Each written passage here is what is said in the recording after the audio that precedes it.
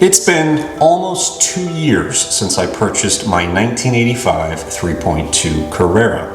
And that might not seem like a long time to a lot of you, but I've had 15 or so cars in just the last 5 years, indicating I kind of have a problem, right? Searching for the perfect two-car solution is pretty much a full-time job for me. Why, you ask? Well, new cars are just that.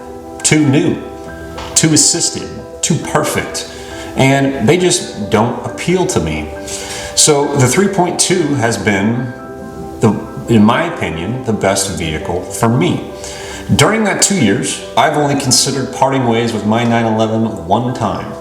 And that was just a couple months ago. Here on the channel, I drove a 2016 Cayman GTS with a manual gearbox. That made me feel the same enjoyment that I got from my 3.2, but without necessarily as much drama and some of the more expensive ownership costs of having an air-cooled 911. Of course, I waffled a bit, told myself a few lies, and ultimately the Cayman found a new home before I did anything. Well, today, the car gods at RP Exotics are tempting me again, but this time with a 718 GTS.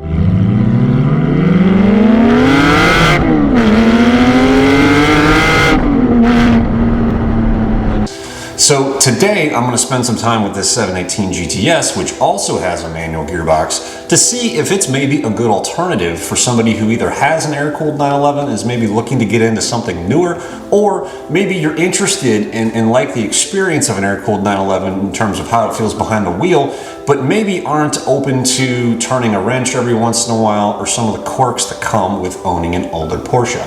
So let's get into it.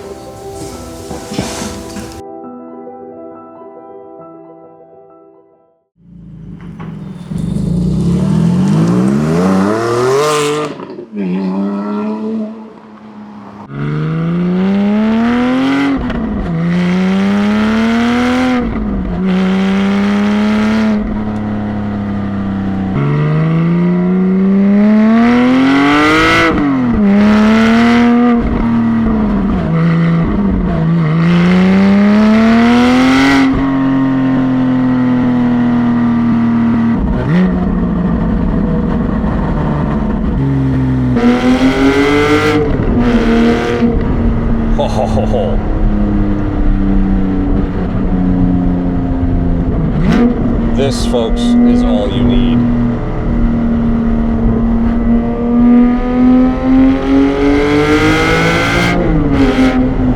Oh my gosh.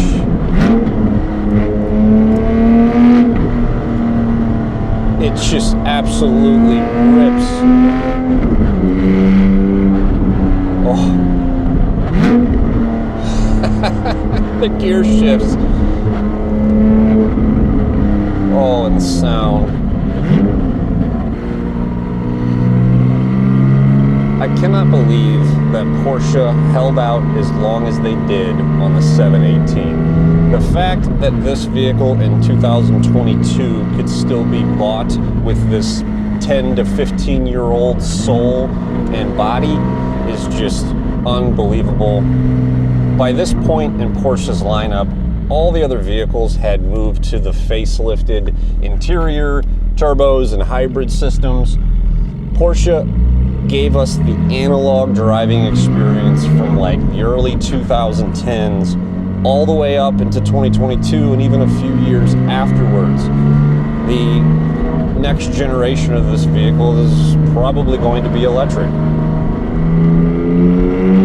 Oh, the sound is just absolutely wonderful. There's plenty of videos on YouTube. They're going to hit you guys with all the facts, the numbers. It's about 400 horsepower. It's a 4-liter flat six. It's 0 to 60 in less than 4. I'm here today to talk about the driving experience and why this vehicle deserves all the hype.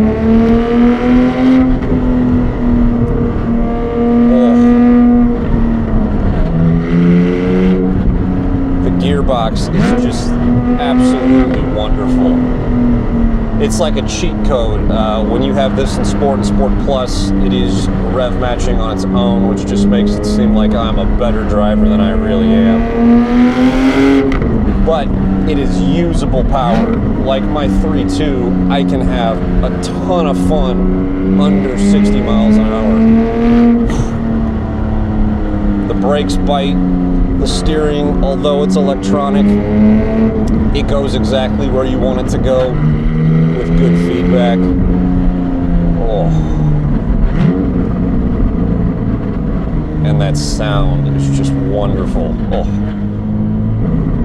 Well, while we're behind this car in front of us, I'll talk a little bit about the 718. So I think the interior in the 718 comes from Porsche's best interior era. I've had Cayennes, 911s from the early 2010s, and I think that was peak Porsche. The best build quality, it's driver focused, there's physical buttons everywhere. Technology isn't the focus. There's no massive iPad-sized screen in here, and everything still has a physical button. And my favorite, analog gauges. The fact that Porsche has gotten away from analog gauges, including the analog tach, is disappointing in my opinion. So the fact that you could buy this almost new 718 with all these older great things, I think it really makes it a modern Porsche classic and is a great option for somebody who maybe can't put up with the quirkiness and kind of the day-to-day experience of driving something like my 3.2. Because this still gives me a very connected, rewarding, and exciting driving experience. Oh. I just love rowing through these gears. It is so much fun. And truthfully, I used to be that guy. I was the guy who never drove one of these, but said, you know what? It's not a 911. And I'm here shoving my foot in my mouth because I've now driven two of these. I drove a 2016 Cayman GTS a few months back, which is what opened my eyes to these. And now I'm driving this, and I hate to say it, but the engine being where it is, which is in the middle versus all the way on the rear axle, it does make a difference. Yeah, it's not a 911, but man, does it drive good. You know, we all know that Porsche's kind of held this thing back a little bit, and I feel like the intentional holding back of maybe technology and some of the things that they've added to new 911s was intentional for the wrong reasons. Porsche did it to make those other cars seem more appealing, but now it actually makes this seem more appealing because, in my opinion, it's more driver focused than something like a brand new 992.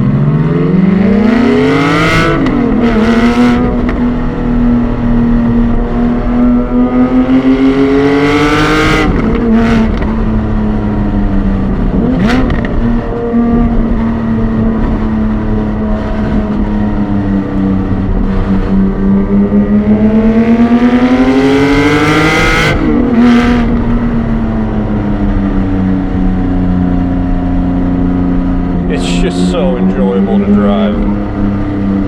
It really takes this connected driving experience that I love about my 3.2 and just turns the knob up through the roof. I mean, sure, it's twice the power as my 3.2. Everything is happening a lot faster and easier in here, but it is still enjoyable and rewarding to drive.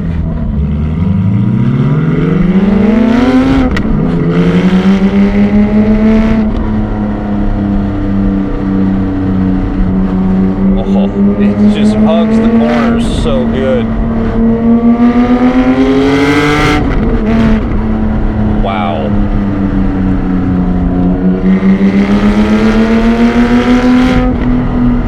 Unbelievable.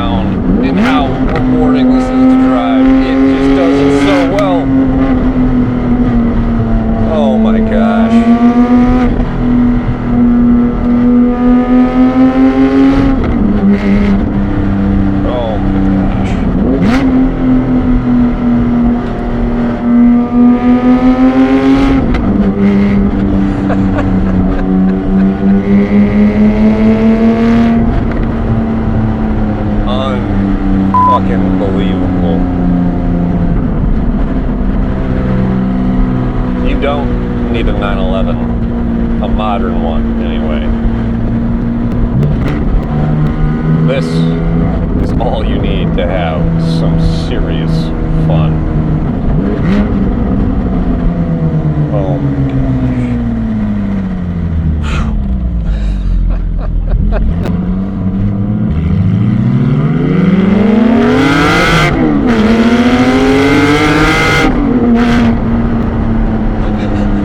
Unbelievable.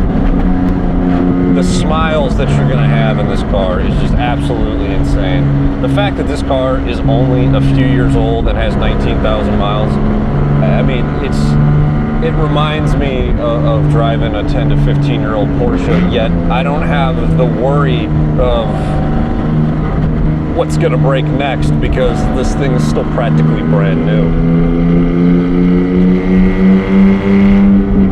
I truly think that this is one of Porsche's greatest cars for the normal guy, right? Of course, there are just absolutely epic GT cars that they've brought into the car world, but those aren't for guys like you and me. This is the normal man's Porsche,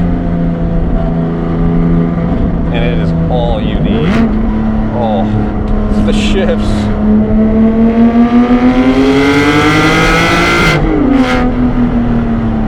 The near 8K red line is just absolutely insane. So this vehicle is on loaner to us from RP Exotics. They are a dealer here in St. Louis, Missouri. They've got a ton of Porsches and exotics, sports cars and SUVs.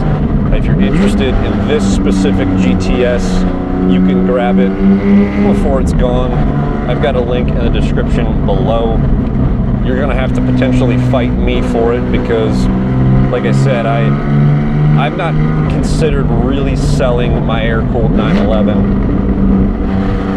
in the 2 years that I've owned it. Just once have I been tempted, and it was when I drove that 16 Cayman GTS. And of course, as I expected with the 718 GTS, getting that extra displacement, some more power, and a little bit newer of a vehicle, I like it even more because all it did was add to that driving experience. Porsche didn't take anything away. If I could have both, I would. If you're like me, you're always looking for that next car. Maybe it's the one car that does it all. Maybe it's the ultimate two-car lineup. This is a contender. This is as best as it gets for a modern Porsche. New cars just don't deliver this level of excitement and joy. Well guys, my name is Scott. You've been watching the Carrera Cafe. Appreciate you guys coming along for another drive.